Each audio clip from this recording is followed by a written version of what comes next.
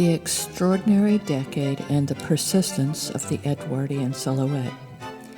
Technically, the Edwardian era was from 1901 to 1910. However, most people extend this fashion decade to include the 19-teens up until the end of the Great War. The era begins with the Victorian holdovers, the curved silhouette created by padding and boned corsetry. This is the era of the walking skirt and the shirtwaist that had been so popular in the 1890s. Then, by 1912, we see an extraordinary change until the post-war bob, dropped waist, and boyish tunic dress that barely covered the knees. Rarely in fashion do we see such a change, the last being the change caused by the French Revolution. Queen Victoria had ruled most of the 1800s. Under her reign, women's fashions had favored the curved look, largely created around the natural female form of the hourglass. In 1901, her son Edward succeeded her. Although he died in 1910 and was succeeded by his son George, who would die in 1937, his legacy and conflict with his cousin the Kaiser led Britain, Germany, and the rest of Europe into a war that destroyed the Victorian social structure.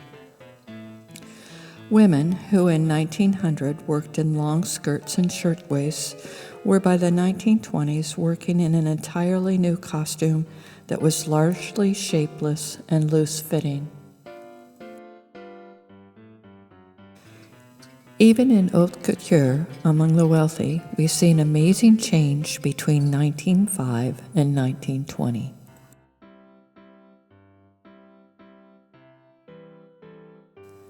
Influences.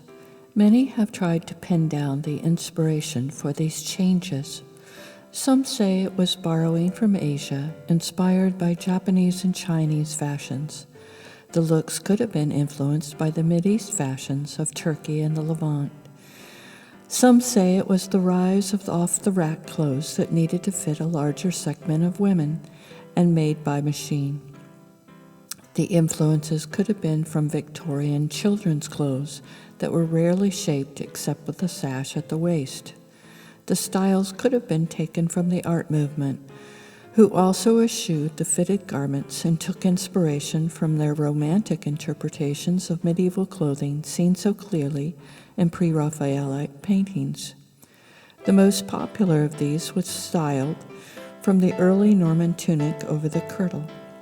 Even the models adopted these styles, opting for embroidered tunics over long, loose dresses.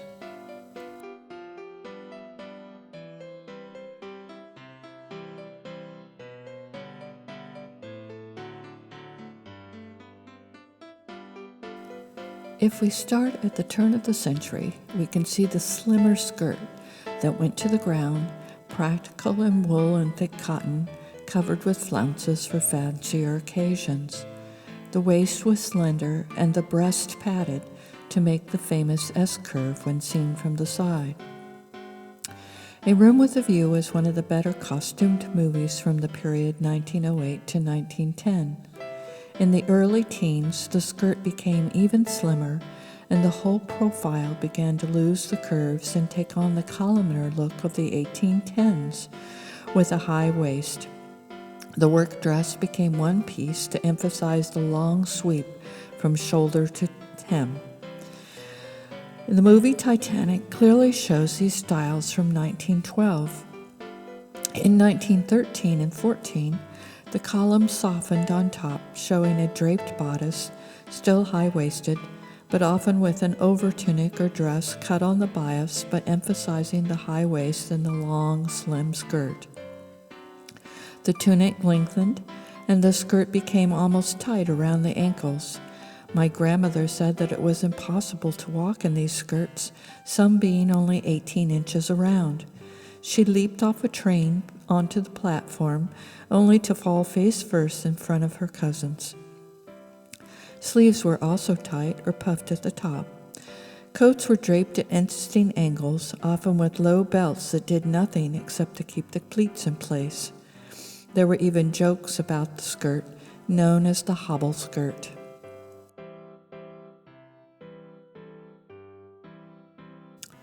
In 1915, the profile changed. Suddenly, a dress skirt was flared or gathered and off the ground. The waist almost disappeared, belted or sashed loosely. In my opinion, this style is one of the easiest for women to wear. The emphasis is on the soft pleats or bias-cut drapes to make the skirt industry. The blouse still has sleeves tied at the wrists, but it is often double-breasted with draped collars. This is also one of the few times where the drawn dresses look pretty much like the worn dresses. The profile was flattering and only looked ridiculous if the fabrics were too stiff or clashed. Because the waist is not fitted or raised to hover beneath the breast, this style is very easy on the body. The hips and legs are free, walking is easy, the T length is long enough to be flattering for most figures, the bodice is roomy and open in the front for comfort. Designers had great freedom to drape over tunics, cut on the diagonal, or decorate the double breast. This was a style made famous by actresses of the silver screen like Mary Pickford. The style adapted well for evening in silks and chiffons and for work on the battlefront for nurses. This soft style continued to be popular through 1916 and 17. It began to thin out in 1917, going back to the persistent column with a flat chest. Skirts became more A-line with an emphasis on the hips. The top part of the skirt was often fitted, but decorated heavily below the hips with pleats and ruffles. As the decade progresses, the silhouette continued to show a flared or pleated skirt with the famous armistice blouse, double-breasted, often with a sailor collar. The waist was no longer high, but continued to drop. The skirts continued to get more slender as more and more fabrics were the soft rayons and knits that worked well on the bias. The looks were still vaguely medieval, with more flexibility and design. We see suspender-type overdresses, pinafores, wrap fronts, cutaway coats, and the long collars and the double-breasted fronts that stereotype these years. Sleeves became looser, and off-the-rack clothes became quite baggy. In practice, the clothes were still quite flattering, with designers like Erte catering to an asymmetry in evening wear. While the middle class loved the casual fabrics, the rich still loved the silks and spent money on delicate lace and embellishments, ruched sashes, and a beauty of the slanted line. One of the best movies of this time is Wings of a Dove. What I love about this decade is the creativity. While the silhouette is marked out from the previous decade and the following, the flattering styles of the 19-teens continue to be something you can use today. While the armistice blouse and the simple skirt easily identify the costume of the war years, the creativity in fabrics, embellishments, and cut can go beyond the war stereotype. Nearing 1920 and early into the 20s, the dress becomes very tunic-like. The cuts and creativity follow up until the later, modifying the simple tunic like you see here in another outfit worn by Mary Pickford, and in this beautiful dress worn by Irene Castle. The beauty of the styles continued to flatter real women, but was quickly becoming a style for the slender, boyish figure of the Roaring '20s. The beginning of Downton Abbey shows these styles, but one of my favorite movies of this time is Chariots of Fire, not usually seen as a costume flick, but well worth seeing for that reason.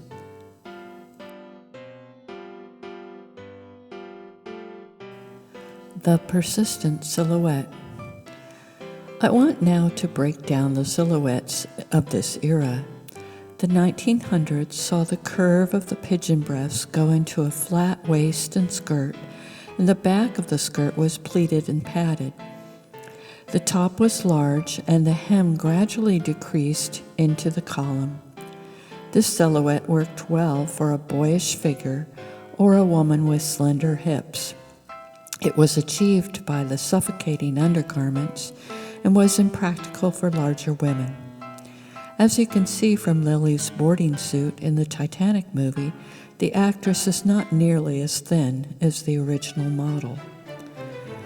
To modify this silhouette, we come to the beginning of the Great Change. You can see this style was popular and practical in early Norman times. Although it was more flattering on real women, it depended on the long skirts adding length to the silhouette of the tunic. However, as this model in Richard Jenkins' studio shows, it is a beautiful style if you can wear the long underskirt. The ridiculous nature of the hobble skirt brought a rebellion in 1915 when the skirt widened and shortened. The silhouette was young, reminiscent of children's clothes and the tea dresses of the Victorian age, but was extremely flattering to most figures, being loose and comfortable. The success of the 1915 silhouette depends on fabrics or how they drape. Heavy silks, rayons, and wools work well, whereas the stiff cottons tend to stick out too much. This was much more so moving into 1916 and 17, where layering became more prevalent in the bodice with overhangs and double breasts and wraps, and in the skirts where the overskirts draped at angles of transparent fabrics, lace, or warmer woolens. As the waist vanished, even more depended on the drape of the fabrics. Knits and synthetics created a soft column, whereas the cottons and some of the silks began to look awkward, cutting the figure and making the women look frumpy.